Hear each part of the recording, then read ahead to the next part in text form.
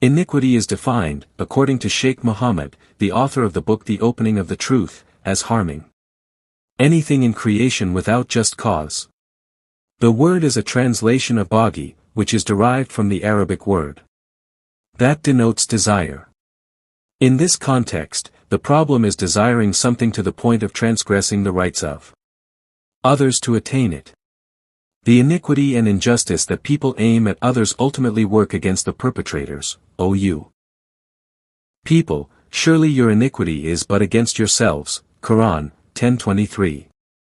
Imam Maulud makes an analogy between iniquity and a powerfully intoxicating wine, called karkaf, that makes one shudder when swallowed.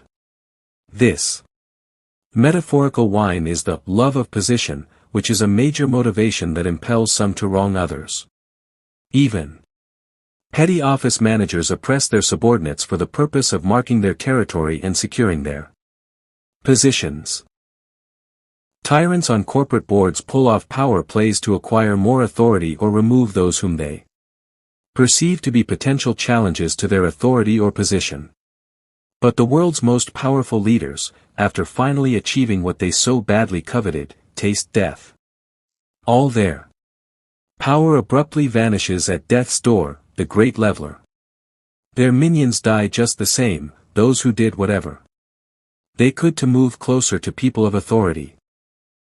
When one examines the conduct of the companions, they sought to be nearer to the Prophet to learn more about their obligations and what would draw them closer to God. It was not a desire for illusory power. The believers around the Prophet saw up close that God chose Muhammad to be the conveyor and exemplar of the final message sent to humanity. Learning at the hand of the Prophet provides meaning and benefits that extend beyond this life. Attaining nearness to God does not involve wronging others.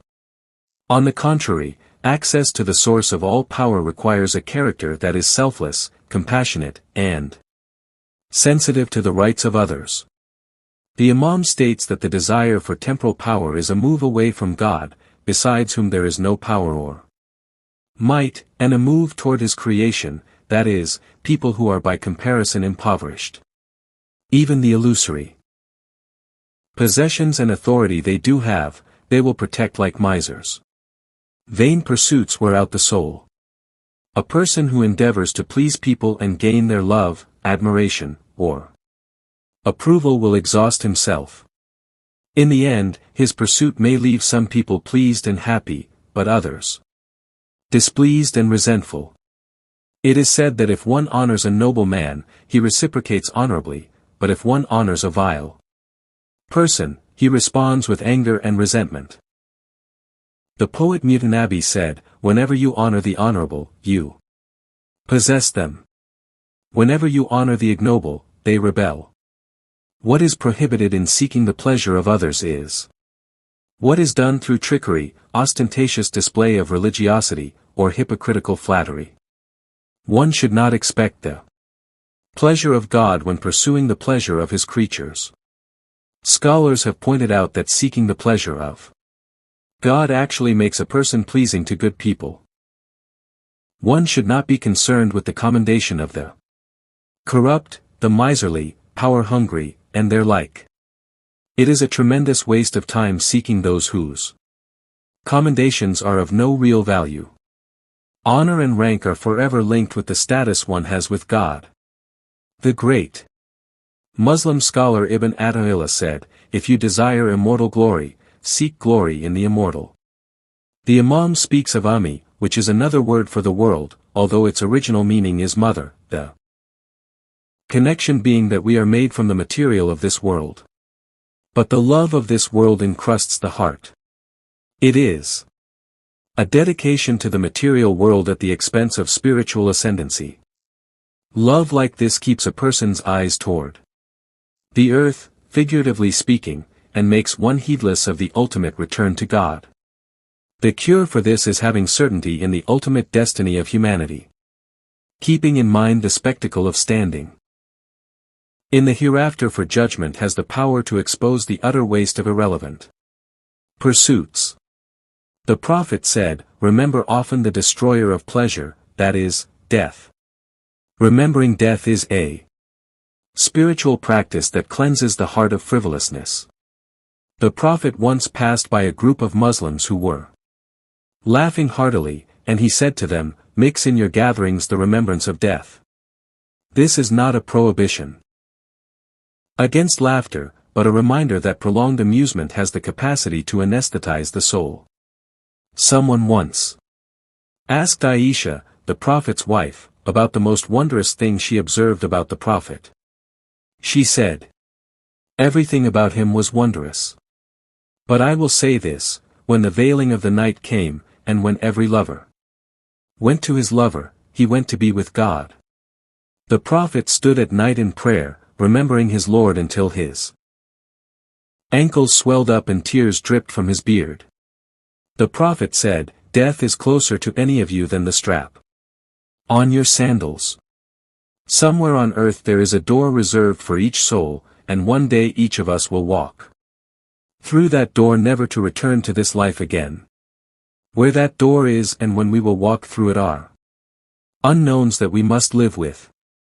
Upon death, suddenly all of this whole world and all of its charms and occupations will become as if it were all a dream, and you will think that you tarried, on earth, only for a short while. Quran, 1752.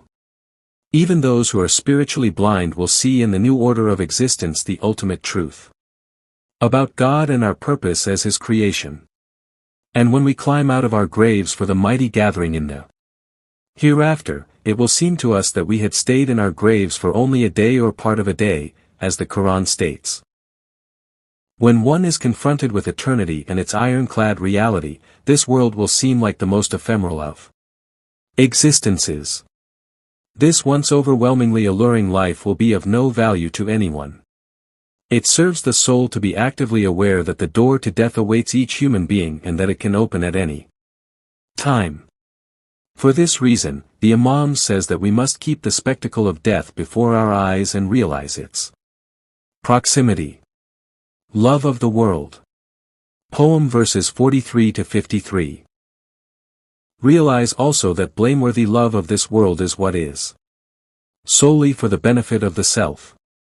It does not include desiring it, so that others are not burdened by your needs, and so that you are secure from dependence upon other people.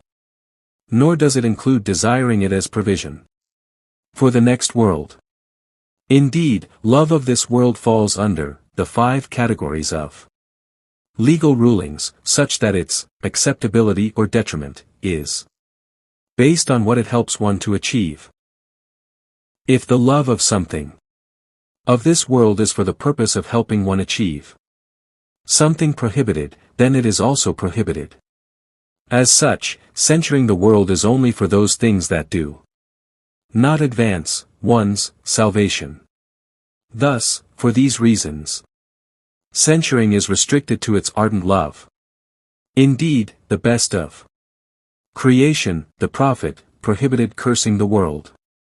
Things are praised or censured only by virtue of what results from them, like healing or disease. Therefore, what is obtained for one's physical necessities, by means of wealth or worldly position, is beneficial. Still, some scholars scorn the accumulation of great wealth, fearing the risk of transgressing the bounds of permissibility. One who earns wealth for the purpose of vainglorious competition is reckoned as among those who perpetrate enormities. Love of praise for what one has not accomplished is caused by desiring other than God, the Exalted. Definition and treatment. An Islamic tradition attributed to Jesus states, the world is a bridge, so pass over it to the next world, but do not try to build on it. Love of this world is considered blameworthy, though this does not include wanting things of this world in order to be free from burdening others with one's needs.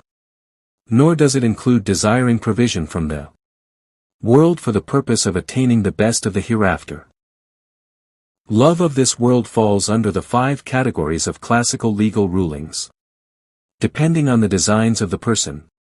The love of this world can either be obligatory, wajib, recommended, mandub, permissible, mubah, reprehensible, makruh, or forbidden, haram.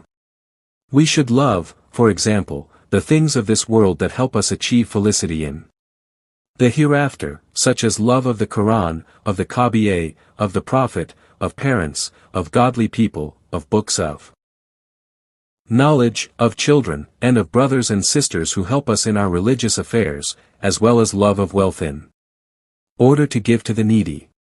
The Prophet Muhammad prohibited vilification of the world. He said, "Do not curse the world, for God created the world, and the world is a means to reaching knowledge of God.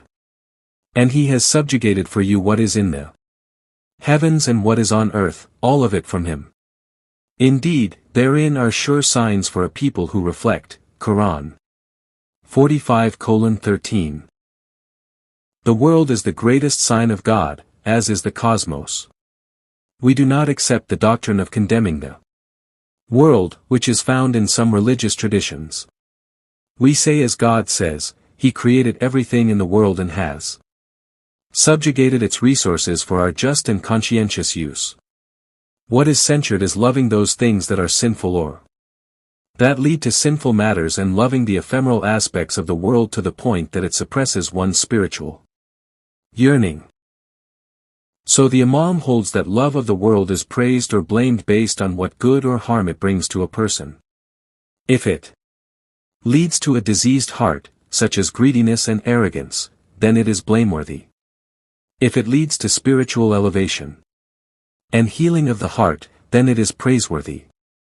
Anything that is obtained from the necessities of living on earth, food, housing, shelter, and the like, this is beneficial and is not considered worldly, parasi attaining wealth and position for the benefit of the needy, this too is not considered blameworthy. What scholars traditionally have warned against, with regard to attaining wealth, is the danger of transgression. The more wealth one acquires, the higher the probability one will become preoccupied with other than God. Also, vying for wealth can become an addiction and lead to ostentation, which is considered a disease of the heart. Love of praise is another disease, particularly the love of praise for something one has not done. This is caused by desiring something from other than God. People naturally love praise, but it should be for something one has actually done. And let the cause of praise be something that is praiseworthy in the sight of God. It is not necessarily wrong to want people to appreciate what one has done. When the Prophet learned of the good that someone had done, he would say, "May God reward you with goodness." One must make the distinction between flattery and appreciation. The Prophet said, "Throw dirt in the faces of flatterers, those who pour accolades upon others, worthy or not, like poets who compose appallingly obsequious poetry praising a tyrant. But to convey to someone that he or she has done good, this is expressing gratitude." The Prophet said, "Whoever is not thankful to people will not be thankful to God." The issue here is being disingenuous with praise. People often praise others because they want something from them. What is particularly offensive is when people enjoy receiving praise for something they have not done. Do not think that those who rejoice in what they have done and who love to be praised for what they have not done, do not think that they will escape punishment. There shall be a painful chastisement. Quran 3:188. In the university, some professors receive tribute for work their students actually did. In the corporate culture, it is not unheard of for managers to be credited for the accomplishment of a team of people, to whom the managers sometimes attribute nothing.